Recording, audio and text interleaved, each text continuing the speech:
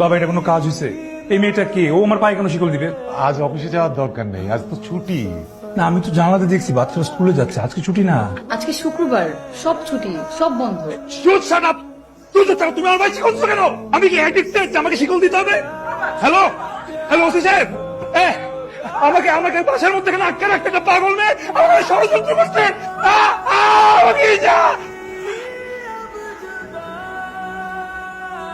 এই যে ভাই ভাই ভাই ভাই ভাই ভাই, একটা কাজ করে দিবেন ভাই, 500 টাকা দিব আপনাকে। 500 একটা করাত নিয়ে আসেন ভাই, করাত।